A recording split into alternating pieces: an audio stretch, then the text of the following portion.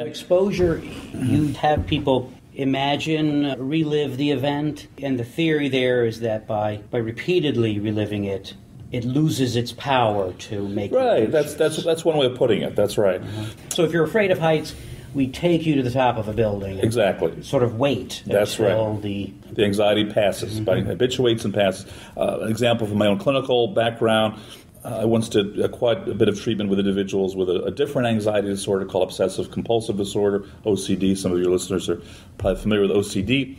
And I had one client who was very afraid of contamination, which is one very common source of fear among patients with OCD. So he would chronically wash his hands over and over and over again, and was very afraid that he'd get contaminated by dirt. So he'd be very afraid of walking outside. He'd be afraid of passing through doorways. He'd be afraid of shaking hands. He was extremely impaired. Was also very embarrassed to talk about it, but it got to the point where he was really virtually unable to function in daily life. That's how severely impaired he was. He couldn't read a magazine. He could not pick up the telephone because he was afraid of getting germs. So what did we do in his case? We used exposure therapy. Now, it was a very stressful thing for him, and we had to talk him through this and explain to him the rationale for it, explain to him what was going to happen, get his permission, let him know this was going to be very stressful at first. So we would, in essence, contaminate him. So, for example, we took things that he was afraid of, so we worked this through with him. One thing he was very afraid of was laundry detergent. Detergent, is it? And that may seem ironic, right? Because detergent cleans things. Yeah. But one of the things, laundry detergent, of course, as you all know, is once you start pouring it, there are millions and millions of little grains. And, of course, he was very concerned that these grains would get on his skin and get into his skin and so on. So in one session, for example, with his permission, and we put laundry detergent on his hands and then put a glove over it. I did not let him remove his glove. And then we tracked his anxiety.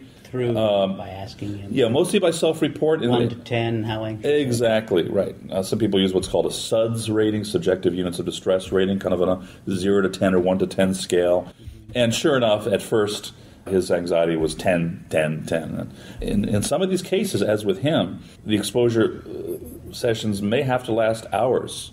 The very first sessions that we did, I think, were often 3 to 4 hours long because it took that long before the anxiety began to pass. It peaked and peaked and peaked and stayed up there for a very long time. And then eventually it got to 9, and then 8, and then it might be another half hour. And then by the end, maybe after a couple hours, he was saying, this is getting kind of boring.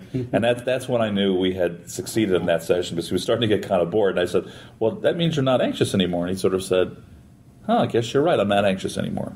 So you sat with him for that period of time Correct. with the glove and just talked? Just talked him through it. When we got to the second session, a couple of days later, he was better than he was the first time, but his anxiety was still high. He was nowhere near cured, but he did come down maybe 5 or 10% after the first session, then maybe another 5-10% of the second session. And then by the end, after a couple of weeks, we got him to the point where he could read a magazine again. He was still impaired, but he was able to do these things.